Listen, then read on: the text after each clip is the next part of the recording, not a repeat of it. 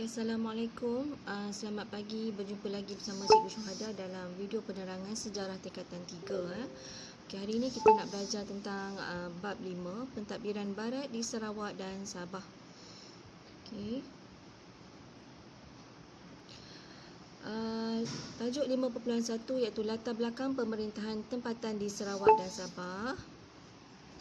Di mana latar belakang pemerintahan tempatan di Sarawak dan Sabah, ya. Kita nak tengok dulu latar belakang pemerintahan tempatan di Sarawak dan Sabah sebelum kedatangan kuasa-kuasa luar, ya. Okey. Sebelum kedatangan kuasa-kuasa luar, masyarakat tempatan di Sarawak dan Sabah mempunyai sistem pemerintahan yang dikatakan berkesan untuk kerajaan mereka, ya. Jadi keadaan ini membawa kestabilan dan menyumbang kepada keharmonian serta kemakmuran di negeri-negeri ini. Okey. Di Sarawak terdapat beberapa kerajaan Melayu seperti Sawaku, Kerajaan Kalaka, Samadong dan juga Melanau. Okey, di situ cikgu sertakan peta negeri Sabah dan Sarawak. Okey. Dari segi sistem pemerintahan tempatan, ya. Yang pertama kita nak tengok lagi sistem pemerintahan tempatan, di mana sistem pemerintahan di Sarawak dan Sabah ni ada persamaan dan perbezaan. Antara persamaannya, okey, setiap suku di Sarawak dan Sabah ni ada satu ketua yang dipanggil ketua rumah, tetapi disebut mengikut dialek masing-masing tapi membawa maksud yang sama, iaitu ketua rumah. Okey. Dari segi, kita nak tengok pada yang pertama, sistem kesukuan. Dari segi sistem pemerintahan tempatan ni ada sistem kesukuan. Okey, yang dilaksanakan oleh masyarakat tempatan di Sarawak dan Sabah yang berpegang kepada asasnya iaitu pegangan dan kepatuhan kepada adat masyarakat. Okey, sistem kesukuan di Sarawak di mana pemimpin menjadi orang tengah untuk menyelesaikan pertelingkahan, yang konflik dalam kalangan penduduk dan memastikan keharmonian berkekalan.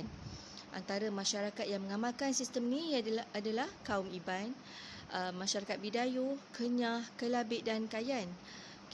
Mereka ni memberi penekanan terhadap kepatuhan kepada adat, dan bagi masyarakat Iban, pemimpin dia ialah tuai rumah, ya. Ketua tadi, ketua ialah tuai rumah. Masyarakat Melanau pula, ketua masyarakatnya ialah menteri. Okey, masyarakat Kenyah, ketuanya Peran Lepoh. Masyarakat Kayan, ketuanya dipanggil Kelunan Maren. Masyarakat Bidayuh, ketuanya dipanggil Tua Kapung. Dan pemilihan pemimpin ni bukanlah mengikut faktor keturunan saja, tapi lebih kepada kebolehan peribadi ketua tersebut. Okey, sistem kesukuan di Sabah pula, masyarakat yang mengamalkan sistem ini termasuklah kadazan dusun, murut dan bajau. Pegangan adat menjadi alat kawalan sosiopolitik yang berkesan. Selain itu, sistem pemerintahan mengandungi majlis kampung dan juga tukang-tukang adat. Okey, untuk masyarakat bajau yang menduduki di kawasan pantai timur Sabah, pemimpinnya disebut Matoa dan juga sebagai pelindung adat dan kepentingan anak buah. Okey, Matoa. Tukang-tukang adat ni akan memastikan setiap upacara adat dilakukan dengan betul untuk mengelakkan bencana. Ini mengikut kepercayaan mereka lah, ya.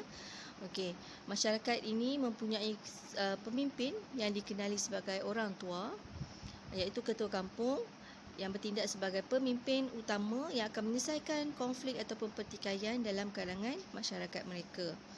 Okey, majlis kampung pula akan membantu orang tua ni dalam pengurusan adat dan kehidupan seharian. Sistem pentadbiran tempatan. Yang keduanya kita nak tengok dari sistem pentadbiran tempatan. Pengaruh Kesultanan Brunei ketara di Sarawak dan Sabah. Di Sabah, selain wujudnya Kesultanan Brunei, wujud juga pengaruh Kesultanan Sulu di bahagian pantai timur Sabah. Okey, Di bahagian pantai timur Sabah, Kesultanan Sulu yang berpengaruh. Di sebaliknya di bahagian pantai barat Sabah dikuasai ataupun dipengaruhi oleh Kesultanan Brunei, ya. Okey, sistem pentadbiran di Sarawak. Pengaruh Brunei menyebabkan pemerintahan di Sarawak dipengaruhi oleh sistem pemerintahan ataupun sistem pentadbiran daripada Kesultanan Brunei. Okey, di mana pentadbiran telah dipecahkan kepada 3 bentuk, iaitu Sungai Kerajaan, Sungai Tulen dan Sungai Kuripan. Okey, dalam jadual sebelah kanan anda tu, kamu boleh tengok itu adalah penerangan dan contoh sungai yang terlibat bagi Sungai Kerajaan, Sungai Kuripan dan juga Sungai Tulen, seperti mana yang terdapat dalam QR code yang boleh kita scan daripada buku teks kamu, ya. Okey, so Sungai Kerajaan, wilayah yang berada kuasaan Sultan Brunei, tidak boleh diwarisi oleh kerabat Sultan, merupakan pegangan bakal Sultan jika Sultan yang memerintah meninggal dunia. Contohnya Sungai Baram. Okey. Untuk Sungai Kuripan, contohnya ialah Sungai Sarawak, ya, di mana Sungai Kuripan ni adalah wilayah anugerah yang dianugerahkan oleh Sultan kepada pembesar, terdiri daripada wazir, menteri dan pembesar daerah, masih boleh menjadi pegangan Sultan dan baginda berhak memperoleh cukai. Wilayah ini tidak boleh diwarisi oleh pemegang anugerah tersebut. Okey, wakil sultan atau pembesar yang akan mentadbir kawasan. Okey, manakala Sungai Tulen pula ialah wilayah pegangan bersifat pusaka dan boleh diwarisi. Hanya akan diambil alih oleh sultan jika pemegangnya tidak lagi mempunyai keturunan. Contoh yang terlibat dalam Sungai Tulen ialah Sungai Limbang, Sungai Lawas, yang di bawah pegangan pengaruh Brunei dan juga Datuk Pangeran Abu Bakar. Okey, pentadbiran dijalankan oleh pembesar tempatan yang menjadi wakil sultan atau pembesar yang memiliki wilayah tersebut. Okey, sistem pentadbiran di Sarawak ditadbir oleh Datuk Patinggi, Datuk Bandar dan Datuk Temenggung sebagai wakil Sultan Brunei. Okey, kawasan pedalaman ditadbir oleh orang kaya. Disingkatkan di situ ialah OK. OK itu adalah singkatan bagi orang kaya, seperti orang kaya Beti di Padeh, orang kaya Antau di Rimbas, orang kaya Jugah di Lundu dan orang kaya Gasing di Skrang. Kuasa Kesultanan Brunei di Sarawak adalah berasaskan kepada sistem penguasaan tanah. Sistem kedatuan di Sarawak merupakan sistem pemerintahan tradisi masyarakat Melayu di Sarawak yang berpusat di sekitar Sungai Sarawak. Dan sistem ni adalah kesinambungan daripada sistem kerajaan yang terdapat sebelum ini di negeri Sarawak. Okey, selain daripada sistem kedatuan tadi di Sarawak juga mengamalkan sistem kesukuan, ya. Okey, sistem kedatuan di Sarawak lagi diamalkan oleh kerajaan-kerajaan awal yang wujud di Sarawak. Kerajaan Sawaku merupakan antara kerajaan awal yang terletak di sekitar Sungai Sarawak yang ditadbir oleh Datuk Merpati Jepang. Okey, keturunan Datuk Merpati Jepang inilah yang menguasai pentadbiran di wilayah ini secara turun-temurun dengan memakai gelaran Datuk Patinggi, Datuk Bendahara dan juga Datuk Temenggung. Okey, Datuk Bendahara tu juga ialah merupakan Datuk Bandar.